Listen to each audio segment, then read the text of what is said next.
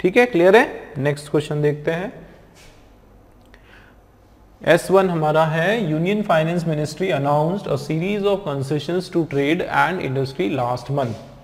ठीक है, ये इकोनॉमी से रिलेटेड क्वेश्चन है कि यूनियन फाइनेंस मिनिस्टर जो है उन्होंने बहुत सारे कंसेशंस जो है ट्रेड और इंडस्ट्री में लास्ट मंथ अनाउंस किए, बहुत सारे कंसेशंस। जाहिर सी बात है इसके आगे कुछ कंटिन्यूटी होगी। देखो सीरीज ऑफ कंसेशंस, दोस्तों ये प्लूरल है। अ सीरीज ऑफ, उसके बाद क्या है, कंसेशन, तो ये क्या है, प्लूरल नाउन है। मतलब इसके बाद अगर कोई डिस्कशन हो रहा है कंसेशंस का तो वो प्लूरल ही होगा। ठीक है, देखते हैं। Together these will result in a loss of revenue of 100 crore to exchequers, कि एक साथ ये दीज, अब ये दीज हमको देखना पड़ेगा किसके लिए है, कि इससे इतने रेवेन्यू का लॉस होगा। आगे देखते हैं। Earlier these were attracting customers custom duty varying from 0 to 100, कि ये कस्टम ड्यूटी को अट्रैक्ट कर रहा था। The chunk of relief of 60 crore has gone to the electronic industry। अब ये बता रहा है कि देखो 60 करोड़ जो है वो इलेक्ट्रॉनिक इंडस्ट्री को मिला। Raw material and piece part now carry custom duty of 30% and 40%। देखो रॉ मटेरियल को कितना पार्ट मिला, 30%, और पीस पार्ट जो piece parts now carry custom duty of 30 and 40% and valorem respectively.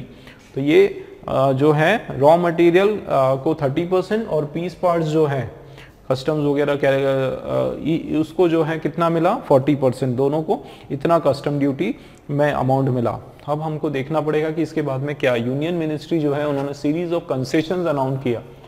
ठीक है, और together these will result in loss, कि ये जो कंसेशन तो दे दिया उन्होंने, लेकिन उससे गवर्नमेंट का जो रेवेन्यू है एक साथ टोटल वो कितना हो जाएगा, 100 करोड़ का हो जाएगा। मतलब मीनिंग वाइज जो है दोस्तों S1P का पेयरिंग लग रहा है। क्या लग रहा है, S1P का पेयरिंग, कि एक तो इन्होंने एक साथ बहुत सारे कंसेशंस दे दिए। आगे देखते हैं कि पहले क्या हुआ था कि ये काफ़ी सारे custom duty varying from 0 to 100% को अट्रैक्ट करता था। ये भी हमको नहीं लग रहा है पेयर। देखते हैं। The chunk of relief 60 crore has gone to electronic. अच्छा देखो 60 करोड़ किसको गया, इलेक्ट्रॉनिक को।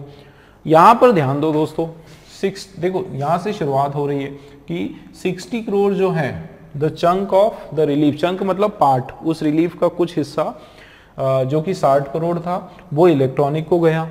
रॉ मटेरियल और पीस जो है उनको 30-40% गया। इसका मतलब क्या है कि R और S का पेयर हो रहा है। R और S का दोस्तों पेयर हो रहा है। देखो RS हमारा कहां पर है, RS नहीं है, RS यहां पर है, R और S यहां पर भी है, और R और S यहां पर भी है। कमाल की बात है। देखो ये आंसर नहीं होगा, क्यों, क्योंकि 3 RS हमारे सामने है ना। R और S का पेयर तो हमको पता चला। अब हमको देखना है कि क्या S1P का पेयर है। S1P का मतलब होता है कि क्या शुरुआत P से हो रही है। तो एक ऑप्शन हमारे पास यहां पर है, ठीक है, P से शुरुआत वाला ऑप्शन है। अब हमको देखना पड़ेगा कि P और R का पेयर दोस्तों है या फिर नहीं है, ठीक है ना। P और R का पेयर हम लोग देखते हैं। देखो P क्या लिखा है कि एक साथ ये क्या करेगा, 100 जो करोड़ है उसका लॉस एक्सचेकर को मिलने वाला है। उसके बाद चंक ऑफ रिलीफ, ये जो रिलीफ है ये किसको मिलेगा, 60 करोड़ जो है वो इलेक्ट्रॉनिक, ये तो लग रहा है। अब S और Q का पेयर हम देखते हैं। S और Q का पेयर है क्या दोस्तों, कि रॉ मटेरियल और पीस पार्ट जो है वो उसको 30% 40% जाएगा। और पहले, हाँ ठीक है, ये जो है अट्रैक्टिंग, पहले वो कस्टम ड्यूटीज को 0 to 100% अट्रैक्ट कर रहा था। अब S के बाद हम देखते हैं S6, manufacturers feel that prices of certain components may not be brought down because of imposition of 30% duty where there was earlier none। तो यहाँ दोस्तों कहीं ना कहीं मुझे B वाला जो है बिल्कुल सही लग रहा है। आप क्या सोचते हो, B वाला जो है यहाँ पर बिल्कुल ठीक लग रहा है। आपके हिसाब से क्या लगता है, बताओ जरा। देखो यहाँ क्या बोला जा रहा है कि पहले क्या होता था, कहाँ गया अर्लियर ये। पहले क्या होता था कि काफ़ी सारे कस्टम ड्यूटी जो है 0 से 100% तक आती थी, लेकिन अब है ना, अब जो है मैन्युफैक्चरर को ऐसा लगता है कि कुछ कंपोनेंट के जो प्राइस है वो कम नहीं हुए, और क्योंकि 30% ड्यूटी लगी और उसके कारण जो है काफ़ी नुकसान हो रहा है, कोई ज़्यादा ये बदलाव किए उसमें फ़ायदा नहीं हो पा रहा है ना। तो इस हिसाब से जो है आंसर बी वाला है दोस्तों। ठीक है, बी वाला हमारा बिल्कुल राइट आंसर है। ठीक है दोस्तों, क्लियर है, पेयर के तरीके से बनाना है इसको। आगे चलते हैं, नेक्स्ट क्वेश्चन आपके सामने 78 वाला देखो। At 4 o'clock this morning Hitler attack and invaded Russia. तो चलिए ये इतिहास का एक बहुत ही काफ़ी इंटरेस्टिंग हिटलर का जो हिस्ट्री आप लोगों ने पढ़ा, आपको पता भी है। हिटलर ने जो है एक समय पर दो जगह अपनी आर्मी को डिवाइड किया, अटैक करवाया, रशिया पर भी अटैक किया, उधर फ्रांस से भी पंगा लेते रहे, है ना। तो यहाँ पर उसी घटना का विवरण किया जा रहा है कि 4 बजे जो है सुबह सुबह क्या किया, हिटलर ने अटैक कर दिया। ठीक है, उस पर कब्जा करना चाहा, किस पर, रशिया पर अटैक कर दिया। उसके बाद अब आगे भी क्या होगा, इस घटना को एलोबरेट किया जाएगा, इसके बारे में और इंफॉर्मेशन दी जाएगी। ठीक है, क्या देखते हैं। No complaints had been made by Germany of its non fulfilment. देखो ये तो नहीं होगा, यहाँ क्या बोला जा रहा है कि 4 बजे क्या हुआ कि हिटलर ने अटैक किया, हिटलर ने अटैक किया और फिर जर्मनी ने कोई शिकायत नहीं की, वैसा तो नहीं है। ठीक है, जर्मनी का वो ठीक है, जर्मनी का हिटलर जो है जर्मनी पे राज करता था, जर्मनी उसी की थी, उसी के हिसाब से चलती थी। ठीक है, डिक्टेटर था वहाँ का, तो जाहिर सी बात है ये मैच नहीं हो रहा है, पी से स्टार्ट नहीं होगा, पी वाला ये पॉइंट हमारा कैंसिल हो गया। आगे देखते हैं। All his usual formalities of parity were observed with scrupulous technique, कि उसकी ये जो पैरिडी, पैरिडी का मतलब होता है दगाबाजी, धोखेबाजी, है ना, एक तरह से पीठ में छुरा घोंपना, धोखा देना, ठीक है, या बेईमानी। ठीक है, उसकी जो बेईमानी जो है या फिर क्या बोलोगे आप कि अपनी जो वादे हैं, वादा खिलाफी, है ना, वादा खिलाफी बोल सकते हो, धोखेबाजी बोल सकते हो।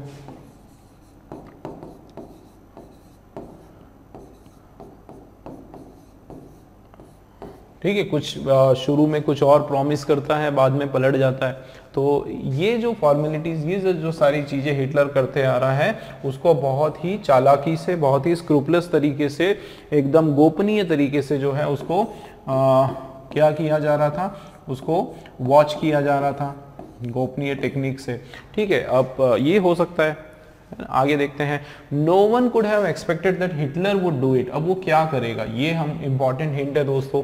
किसी ने इस चीज को एक्सपेक्ट नहीं किया था, उम्मीद नहीं किया था कि हिटलर ये करने वाला है। क्या उम्मीद नहीं की थी, तो हमको यही लग रहा है कि 4 बजे सुबह जो है हिटलर ने अटैक किया, इस बात की जो है किसी को भी उम्मीद नहीं थी, है ना। तो S1 के बाद R का पेयर बन रहा है और आंसर R के लिए 2 है हमारे पास, या तो ये होगा या फिर ये होगा, है ना। डी वाला हमारा कैंसिल हो गया।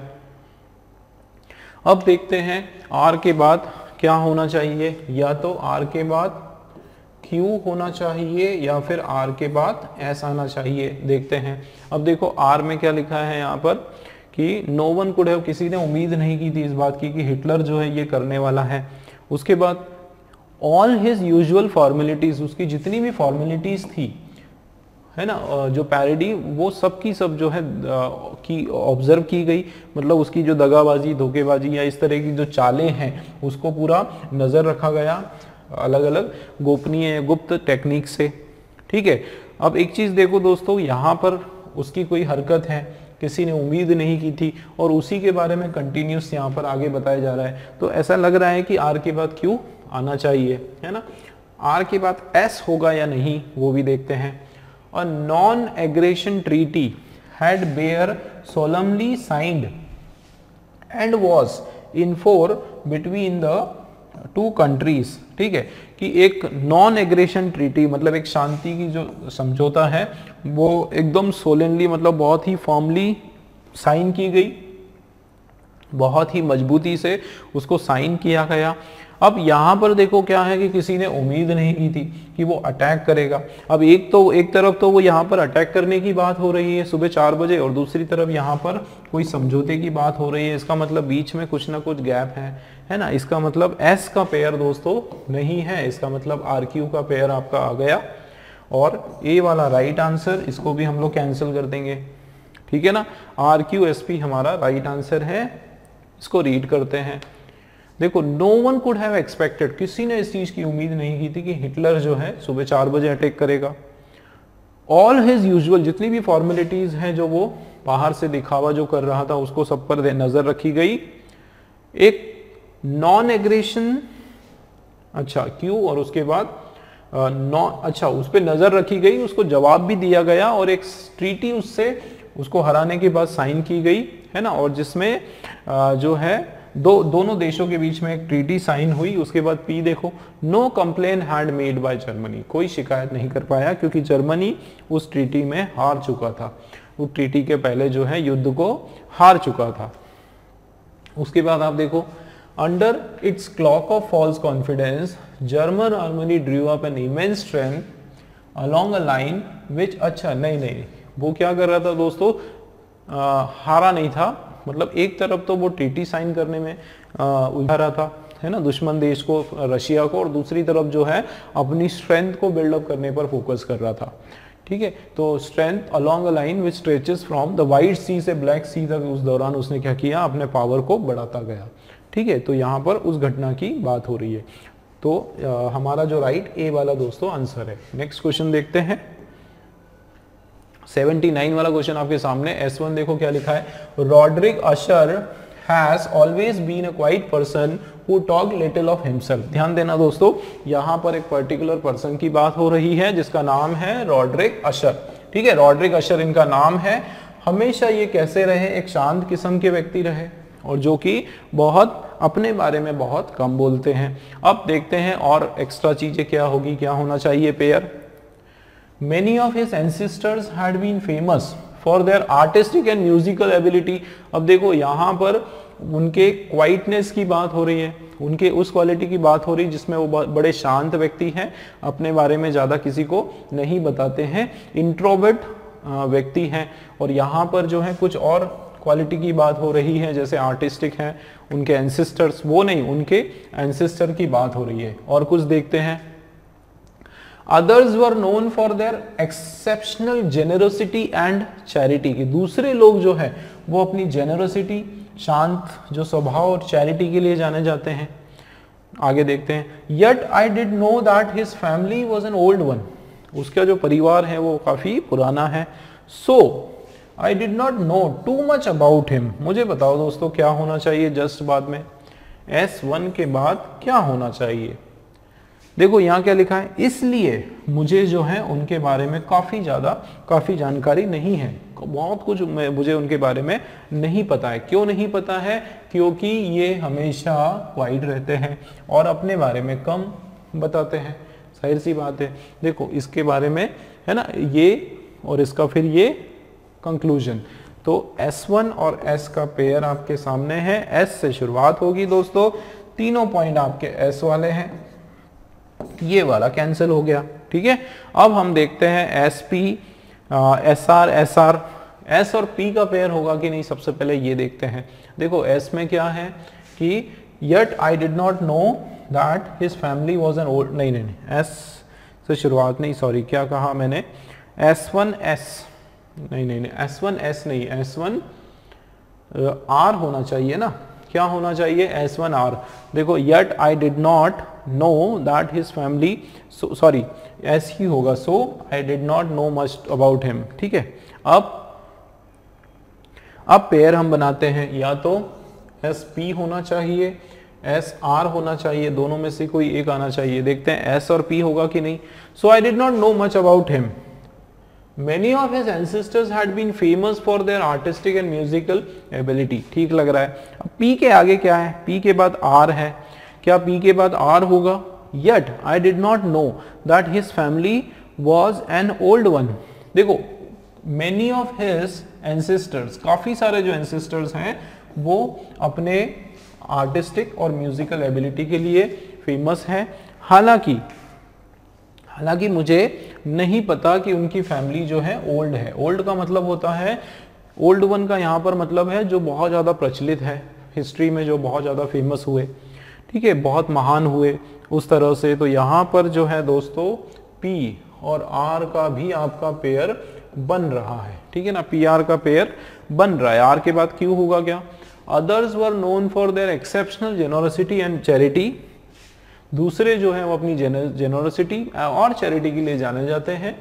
इन the part of a country where he lived, house of Usher had come to mean both the family and its ancestral mansions.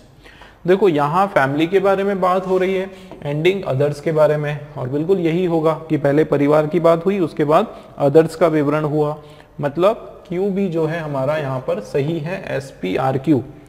दोस्तों S P R Q C is our right answer, ठीक है ना, सी हमारा सही answer है और ये सारे रॉन्ग हो जाएंगे। नेक्स्ट क्वेश्चन देखें। चलिए नेक्स्ट वाला क्वेश्चन आपके सामने दोस्तों, और नेक्स्ट जो क्वेश्चंस है हमारे 81 से, अच्छा एक मिनट, एक क्वेश्चन हमारा स्किप हो गया था, 80 वाला क्वेश्चन जो कि रीअरेंजमेंट का लास्ट क्वेश्चन है। देखते हैं दोस्तों। देखो S1 में क्या लिखा है, mass production has increase the tendency to view things as usual rather than dilated.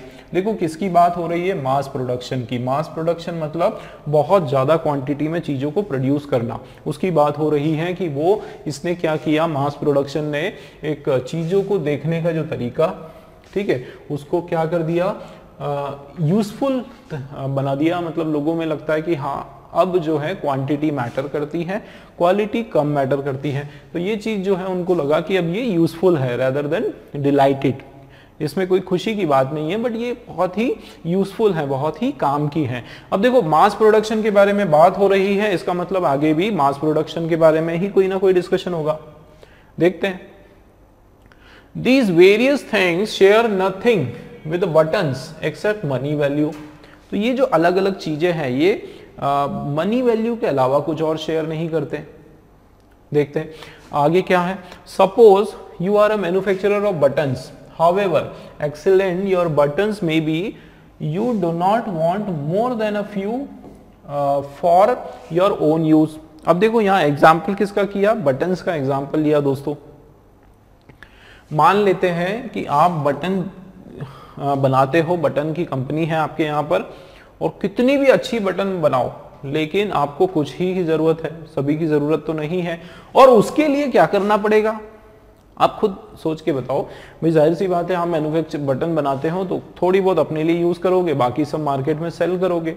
Cell करने का के पर्पज से ही आप मैन्युफैक्चर कर रहे हो, है ना। तो इसके बाद देखते हैं क्या पेयर हो रहा है। तो ये आर, उसके बाद and it is not even the money value of a button that is important to you. What is important is a profit which may be increased by lowering their quality. मतलब mainly हमको जो है profit से लेना देना है, उसके quality से लेना देना यहाँ पर नहीं है। अब हम देखते हैं आर के बाद क्या होना चाहिए। देखो यहाँ क्या लिखा है, all the rest you wish to exchange for food shelter and many other. देखो ऑल द रेस्ट, अब ये रेस्ट मतलब बाकी, बाकी के सभी। अब यहाँ पर बाकी किसकी बात हो रही है, किसको बाकी, मतलब कुछ को यूज करोगे और बाकी को आप क्या करोगे, फूड शेल्टर और मनी के लिए एक्सचेंज करने वाले हो, पैसा कमाने के लिए। तो यहाँ पर ये जो रेस्ट है दोस्तों, ये किसकी बात हो रही है, बटन्स की बात हो रही है। इसका मतलब आर और आर के बाद क्यू, ठीक है, इसका पेयर बन रहा है। आप देखो आर क्यू का पेयर बन रहा है दोस्तों। आर क्यू हमारे पास कहां है, क्यू आर नहीं होगा, आर क्यू हमको चाहिए, और आर क्यू एक है हमारे पास और इसी से शुरुआत हो रही है। इसका मतलब बी वाला बिल्कुल राइट आंसर है। हम इसको पढ़ के देखते हैं, ठीक है। देखो शुरुआत से पढ़ते हैं कि मास प्रोडक्शन जो है उसने क्या किया, चीजों को इस्तेमाल, उपयोग के हिसाब से नजरिया उनका बदला, ना कि खुशी के हिसाब से। और उसके बाद आर कि मान के चले कि अगर आप बटन बनाते हैं, कुछ बटन आप यूज करोगे, बाकी की बटन जो है वो बेचने के लिए, ऑल द रेस्ट बाकी की जो बटन है वो आप खाना, शेल्टर या बहुत दूसरी चीजें खरीदने में काम में लोगे, ठीक है, मतलब मार्केट में उसको सेल करने वाले हो। आगे ये जो अलग अलग चीजें हैं, share nothing with buttons except money value, कि ये जो एक्स्ट्रा चीजें हैं ये बटन से कोई लेना देना नहीं, मनी आना चाहिए, मतलब कमाई के ऊपर फोकस होता है। और उसके बाद and it is not even the money, देखो यहां पर एंडिंग हो रहा है मनी वैल्यू, यहाँ एंडिंग हो रहा है मनी वैल्यू, और यहाँ पर देखो कि वो सिर्फ मनी वैल्यू की बात नहीं है, ठीक है, मनी वैल्यू की बात नहीं है, इसका मतलब P और S का भी पेयर है दोस्तों, दो दो पेयरिंग है यहाँ पर, तो PS का पेयर भी हमको मिल रहा है और RQ का पेयर भी मिल रहा है, और आंसर जो है B वाला इस तरह से हमारा बिल्कुल राइट है। ठीक है दोस्तों, क्लियर है। नेक्स्ट क्वेश्चन देखते हैं। चलिए नेक्स्ट क्वेश्चन देखते हैं। 81 से 90 तक का जो क्वेश्चन है दोस्तों, इसके इंस्ट्रक्शंस दिए हुए हैं, और इसमें जो है ये पर्टिकुलर क्वेश्चंस में हम लोगों को इसका क्या देखना है दोस्तों, अपोजिट, जो भी वर्ड आपका अंडरलाइन है उसका अपोजिट हमको देखना है क्या होना चाहिए। ठीक है ना, क्लियर है। जैसे ये फर्स्ट वर्ड है नाइव, अब इसका अपोजिट क्या होगा। अब इसके लिए जो है आपकी क्या स्ट्रॉन्ग होना चाहिए, वोकेबुलरी। ठीक है, वोकेबुलरी जो है एक मिनट, वोकेबुलरी जो है दोस्तों इसमें आपकी क्या होना चाहिए, बिल्कुल स्ट्रॉन्ग होना चाहिए। ये बात आपको ध्यान रखना है। चलिए देख लेते हैं question first. It was a mystery as to where the young girl had acquired such a naive belief. ठीक है, अब नाइव का मीनिंग क्या होता है दोस्तों, नाइव का हिंदी में अगर हम बात करें तो जैसे नौसिखिया होता है ना, जिसको कम पढ़ा लिखा होता है, या फिर इनएक्सपीरियंस जिसको आप बोल सकते हो। ठीक है, इनएक्सपीरियंस व्यक्ति जो है वो बोल सकते हो, या फिर जैसे लर्नर को बोल सकते हो, कम सीखा हुआ लर्नर को बोल सकते हो, या फिर ऐसा व्यक्ति जो ज्यादा दिखावट करता है, मतलब उसको आता कुछ है नहीं बट वो शो ऐसा करता है जैसे उसको बहुत कुछ आता है, या फिर इनोसेंट उस सेंस में हो सकता है, भोला भाला, ये भी सेंस हो सकता है ना। नाइव का मतलब होता है एकदम बिल्कुल लेस नॉलेजेबल पर्सन, उसको या चाइल्डिश पर्सन। तो ये जो है आपका एक तो चाइल्ड लाइक और इनोसेंट और क्रेडुलस। दोस्तों क्रेडुलस का मतलब होता है कुछ ऐसे व्यक्ति जो बहुत ज़्यादा बढ़ा चढ़ा कर बात करते हैं, है ना, अपने आप को बहुत ज़्यादा क्रेडिट देते हुए, अपनी तारीफ करते हुए बात बताते हैं, कोई छोटी चीज़ को जो है और एक्स्ट्रा उसमें कुछ मसाला लगा के जो है उसके बारे में बताते हैं, वो होता है क्रेडुलस। अब यहाँ पर अगर आप देखो तो ये तीनों के तीनों जो है इसके क्या हो जाएंगे, सिनोनिम्स हो जाएंगे। ठीक है ना, बट इसका अगर एंटोनिम हमको चाहिए, इसका अपोजिट क्या होना चाहिए, वाइस। ठीक है, ईमानदार, होशियार, इस सेंस में यहाँ पर ये मीनिंग इसका वॉइस का आ रहा है। इंटेलिजेंट, ठीक है, इंटेलिजेंट इसका मीनिंग आ रहा है। ठीक है, तो ये हमारा राइट आंसर हो जाएगा यहाँ पर। एक मिनट, इसको हम लोग रफ कर देते हैं, यहाँ पर हमारा राइट आंसर सी वाला। ठीक, नेक्स्ट क्वेश्चन देखते हैं। नेक्स्ट क्वेश्चन आपका 82 वाला, it's the only treatment suitable for cancer. देखो सूटेबल वर्ड आप लोगों ने कई बार सुना होगा, कई बार इसके बारे में आपने पढ़ा भी होगा। सूटेबल मतलब फिट, है ना, जो बेस्ट फिट है, जो उसके लिए क्या है, अप्रोप्रिएट। और अप्रोप्रिएट वर्ड जो है इसका दोस्तों अपोजिट क्या होना चाहिए, इनअप्रोप्रिएट होना चाहिए, या फिर क्या होना चाहिए, यहाँ पर क्या लिखा है, इनसफिशिएंट, तो ये भी हो सकता है। ठीक है, इनसफिशिएंट इसका सिनोनिम हम और क्या बोल सकते हैं, इन अप्रोप्रिएट। ठीक है, इनअप्रोप्रिएट जो है ये इसका बिल्कुल सही हो जाएगा। और बाकी के जो वर्ड हैं जैसे बी फिटिंग, तो बी फिटिंग का मतलब भी होता है सूटेबल, है ना, कॉन्जेनाइल हो गया, या फिर इम्पर्टिनेंट हो गया। ये सारे जो आपके वर्ड्स हैं दोस्तों, इसमें आप बोल सकते हो इन पर्टिनेंट का मतलब होता है डिसरिस्पेक्टफुल,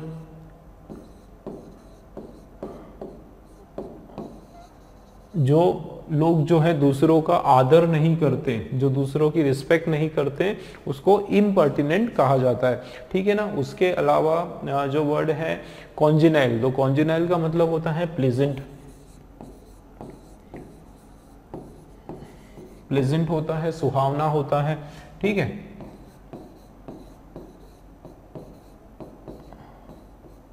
तो यहां पर हमारा जो राइट आंसर है दोस्तों वो क्या हो जाएगा, इनसफिशिएंट, बिल्कुल आपका सही आंसर हो जाएगा। ठीक है। नेक्स्ट क्वेश्चन देख लेते हैं 83 वाला। Some of the criticisms which they had to put up were very unfair। क्या इसका मीनिंग निकल के आ रहा है कि कुछ क्रिटिसिज्म, अब क्रिटिसिज्म जो है इसका मीनिंग आपको जानना बहुत ज़रूरी है। इसका मतलब होता है आलोचना। ठीक है। आलोचना करना, किसी की आलोचना करने का मतलब दोस्तों आलोचना करना और बुराई करना दोनों के अंदर फर्क है। ठीक है ना। कई बार क्या होता है, बुराई करना, वो इंटेंशनली हम किसी की बुराई करते हैं, चाहे उसमें कमियां है या फिर नहीं है। लेकिन आलोचना करने का मतलब होता है कि जो वास्तव में उसकी जो कमियां हैं उसको उजागर करना, ताकि वो उसका करेक्शन कर सके, है ना। जैसे आपने कई सारे फिल्म क्रिटिक्स सुना होगा जो उस फिल्म के बारे में बिल्कुल सही सही फैक्ट वाइज बताते हैं कि वो फिल्म जो है वास्तव में देखने लायक है या फिर नहीं है। ठीक है ना। उसके बारे में जो कमियां हैं वो उजागर करते हैं। देखो इनका क्रिटिस्ट जो होते हैं, इनका मेन जो उद्देश्य होता है वो कमियों को उजागर करना। ठीक है। तारीफ तो सब कर सकते हैं, दिखता है, बट कमियां क्या क्या है, उसमें खामियां क्या क्या है, उसको उजागर करना जो है वो इनका मेन काम होता है क्रिटिक्स का। तो इसीलिए जो है ज़्यादातर ये शब्द नेगेटिव सेंस में आता है। ठीक है। लेकिन कई बार जो है क्रिटिसिज्म वो अच्छा भी हो सकता है और कई बार बुरा भी हो सकता है। ठीक है। लेकिन यहाँ पर क्या है कि सम ऑफ द क्रिटिसिज्म, कुछ जो आलोचना which they had to put up were very unfair, कि जो उनको करनी थी वो क्या थी, बहुत ही अनफेयर, ठीक नहीं थी वो आलोचना। अब इसका अपोजिट हमको चाहिए। अब किसी की बुराई करना, किसी की आलोचना करना, अब उसका अपोजिट क्या होगा, किसी की तारीफ करना, उसके बारे में अच्छे शब्द बताना। तो स्कोल्ड करना, स्कोल्ड मतलब डांटना, उसको डांट लगाना, डपट लगाना, ये नहीं होगा। स्कॉन का करने का मतलब भी उसके बारे में इल टॉक करना, उसके बारे में गलत गलत बातें करना, या फिर उसको किसी को नीचा दिखाने की दृष्टि से उसके बारे में कुछ गुस्से से बोलना, एंगर शो करना। ठीक है। एंगर शो करना इस तरह से। सेंश्योर का मतलब भी होता है उसकी आलोचना करना, उसकी बुराई करना। ठीक है। उसके बारे में अपशब्द कहना, ये भी आपका जो है नेगेटिव सेंस का है। ये वर्ड भी आपका नेगेटिव सेंस का है और ये वाला वर्ड भी दोस्तों आपका क्या है, नेगेटिव सेंस का वर्ड है। अप्रिसिएशन का मतलब होता है उसकी क्या करना, तारीफ करना। और ये जो शब्द है ये आपका पॉजिटिव शब्द है। ठीक है। उसको उसकी सराहना करना। ठीक है ना। तो ये इसका राइट आंसर हो जाएगा सी वाला। नेक्स्ट क्वेश्चन आपके सामने है। I would beg of all friends not to rush to Birla House nor try to dissuade me or be anxious about me. देखो क्या मीनिंग है। I would beg to all my friends, कि मैं अपने सभी दोस्तों से जो है विनती करता हूँ या रिक्वेस्ट करता हूँ, not to rush to Birla house, कि आप लोग जो है बिरला हाउस की तरफ ना आए, दौड़े दौड़े इधर ना आए। Not to try dissuade me, not to try dissuade me or be anxious about मी, है ना, कि मेरे बारे में बुरा ना सोचे, है ना, मतलब मेरे बारे में। नॉट टू ट्राई डिस्यूड मी, नहीं, डिस्यूड मी का मतलब होता है मेरी जो एक तरह से निराश मुझे ना करें, या फिर मेरा जो आत्मबल है उसको कमज़ोर ना करें। और भी एंशियस अबाउट मी मतलब मेरे बारे में चिंता ना करने, है ना। एंशियस का मतलब होता है चिंता या चिंतित होना। ठीक है। कि मेरे बारे में जो है क्या नहीं होना, चिंतित ना हो, है ना, मेरे बारे में चिंता ना करें इस तरीके से। अब जाहिर सी बात है एंशियस होना, चिंतित होना, उसके बारे में सोचना, उसके बारे में वरी करना, ठीक है ना किसी के बारे में वरी करना, फिक्र करना, वो सेंस आ रहा है। मतलब अगर देखा जाए तो ये आपका नेगेटिव सेंस का वर्ड है। अब हमको इसका जो है पॉजिटिव चाहिए, मतलब एक इसका अपोजिट क्या होना चाहिए, एंग्शियस का। देखो सर्टन सर्टन हमारा फर्स्ट वर्ड है और सर्टन का मतलब होता है श्योर, 100% उस चीज से चीज पर क्या होना, निश्चित होना, श्योर होना। कंपोस्ट, देखो कंपोस्ट का मतलब होता है स्ट्रॉन्ग, ठीक है। कंपोस्ट का मतलब होता है काम, देखो काम, और कंपोस्ट आपने सुना होगा ना, एकदम स्थिर जिसको कहा जाता है, मतलब ऐसा जिसको कोई फिक्र ना हो, ज्यादा फर्क ना पड़े, एक तरह से स्ट्रॉन्ग आप बोल सकते हो, क्या, स्ट्रॉन्ग। अब देखो दोस्तों पॉजिटिव सेंस में आपका ये भी वर्ड है सर्टन, ये भी आपका कंपोज जो है पॉजिटिव सेंस का है। हीडलेस और केयरलेस, ये दोनों आपके जो है नेगेटिव सेंस का वर्ड है। केयरलेस मतलब बिल्कुल किसी की फिक्र ना होना, हीडलेस का मतलब भी ऐसी निठल्लापन होना, एकदम खालीपन होना, आइडल होना, एकदम किसी की बात ना सुनना, ये सेंस में आ रहा है। मतलब ये भी जो है आपका नेगेटिव है और ये वाला भी नेगेटिव है, और दोनों में अगर हम कंपेयर करें, ठीक है, सर्टन होगा या फिर कंपोस्ट होगा, तो दोनों में कंपेयर करें, सर्टन जो है उसका मतलब श्योरिटी, 100% किसी चीज पर निश्चित होना, और कंपोस्ट का मतलब होता है निश्चिंत होना, ठीक है। तो यहाँ पर चिंतित, वरी का अपोजिट जो है कंपोस्ट, तो बी वाला राइट आंसर, ठीक है ना, बी वाला बिल्कुल हमारा राइट आंसर जा रहा है। आगे देख लेते हैं 85 वाला क्वेश्चन, देखो क्या लिखा है। It could not have been expected that with such a band of mind of people there should have been much activity for the cultivation of physical sciences in this part of the world। देखो हमको अगर हम पूरा इसको ना पढ़े ना समझे तो भी कोई इशू नहीं, लेकिन ये वर्ड हमको देखना है। कई बार क्या होता है, एक ही वर्ड के थोड़े अलग अलग मीनिंग होते हैं सेंटेंस के हिसाब से, तो थोड़ा सा अगर हम समझ लें कि एक्टिविटी का यहाँ पर क्या मीनिंग है ना, है जैसे activity for the cultivation of, activity for the cultivation of physical science, तो फिजिकल साइंस के कल्टीवेशन पर कुछ एक्टिविटी, तो एक्टिविटी का मतलब यहाँ पर कोई काम होना, कोई एक्टिवनेस शो करना, क्या शो करना यहाँ पर, एक्टिवनेस की बात हो रही है, ठीक है, कोई काम की बात हो रही है, कोई वर्क की बात हो रही है, ठीक है। अब क्या होगा इसमें, देखो एक है डल डल का मतलब होता है बिल्कुल लूज, कमजोर, ठीक है, लूज या फिर वीक, ठीक है, वीक के सेंस में आ रहा है। उसके अलावा जो है डोरमेंट, तो डोरमेंट का मतलब होता है स्लीपी, स्लीपी या फिर इनएक्टिव, इनएक्टिव। और आइडल का मतलब होता है, आइडल का मतलब होता है खाली, कोई भी काम ना करना एक्सक्यूज मी, खाली होना, या फिर एक तरह से आलसी के सेंस में भी आप ले सकते हो, ठीक है, आलसी। और इंडोलेंस का मतलब होता है दोस्तों, देखो ये जो वर्ड है एक्टिविटी, इंडोलेंस का मतलब होता है, एग्जैक्ट जो मीनिंग है इंडोलेंस का वो होता है लेजीनेस लेजीनेस या इनएक्टिव, है ना, इनएक्टिव बोल सकते हो आप।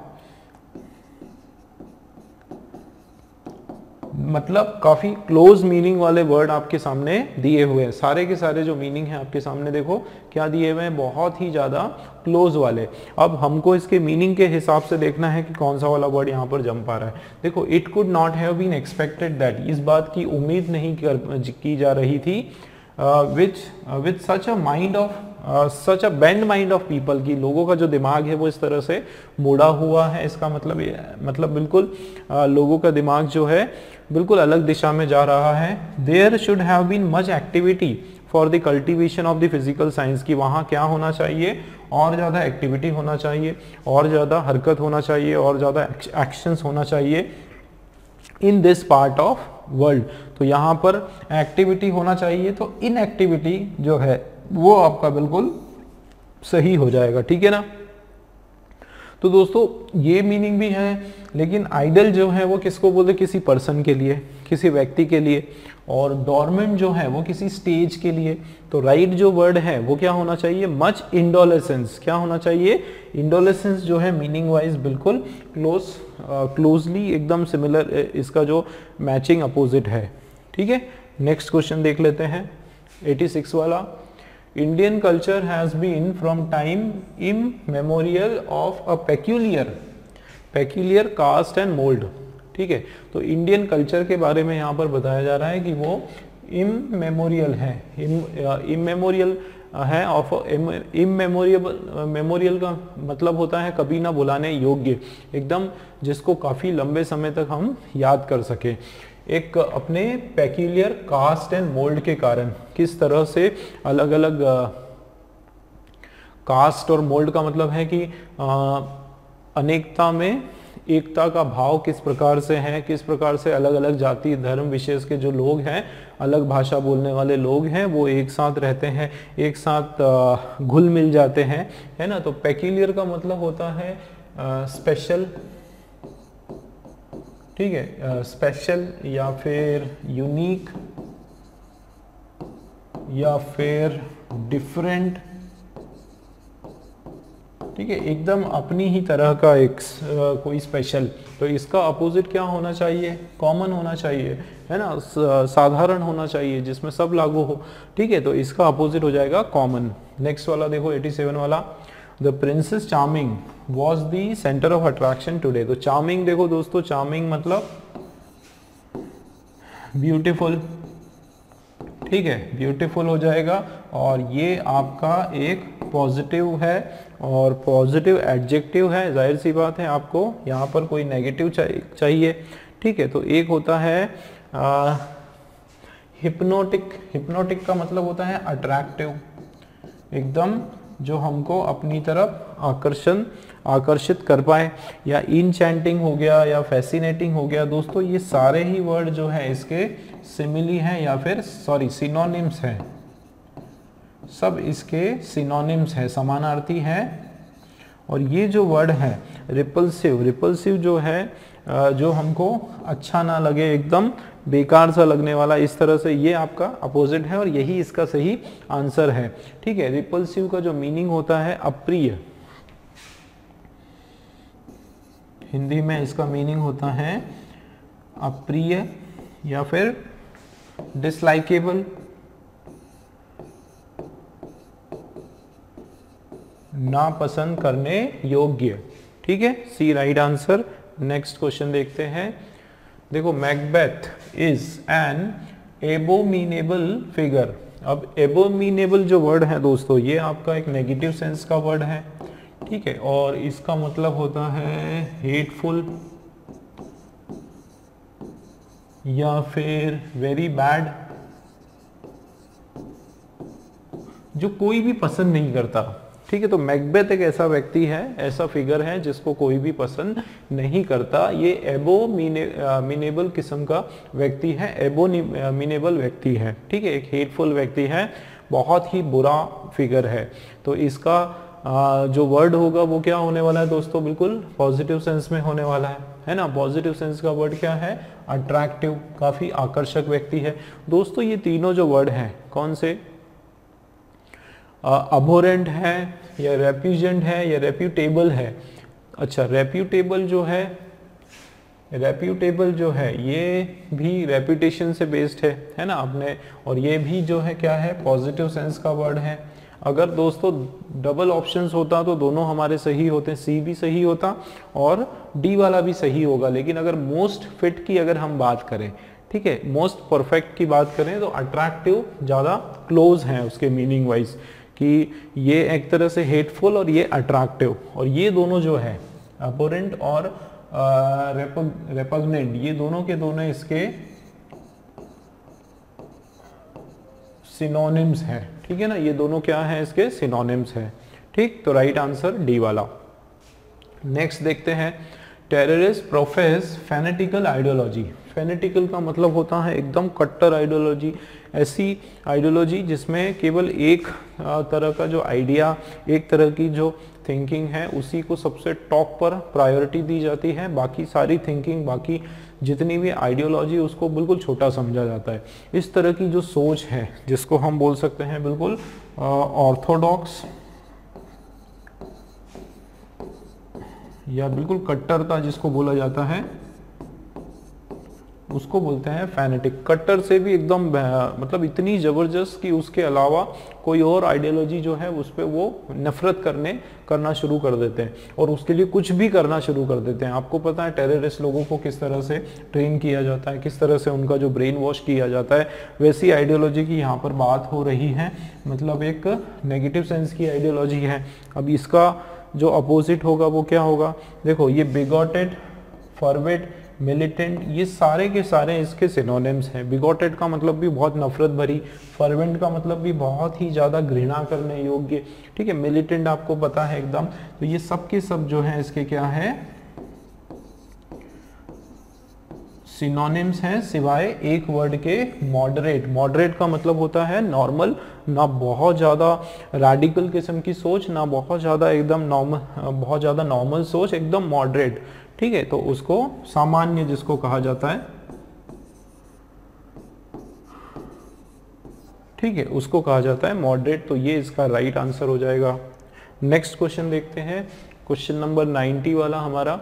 Rakesh is vulnerable to political pressure. देखो वल्नरेबल का मतलब होता है एक तरह से वीक होना, ठीक है, वीक होना या फिर चपेट में आ जाना, किसी के कहने में आ जाना या किसी के बहकावे में आ जाना या इमोशनल हो जाना। तो राकेश जो है वो क्या करता है? पॉलिटिकल प्रेशर के सामने दब जाता है, हिम्मत हार जाता है, कमज़ोर पड़ जाता है ना। तो ये भी जो एक नेगेटिव सेंस में आ रहा है, इसका जो आंसर होगा वो पॉजिटिव होगा, ठीक है। तो क्या होने वाला है? एक्सपोज्ड, देखो वीक, एक्सपोज्ड और अनगार्डेड, ये तीनों भी वापस से हमारे सिनोनिम्स हो गए। रेजिलिएंट जो है ये दोस्तों इसका क्या हो जाएगा? अपोजिट हो जाएगा कि राकेश जो है वो क्या है? रेजिलिएंट। रेजिलिएंट का मतलब होता है स्ट्रॉन्ग है,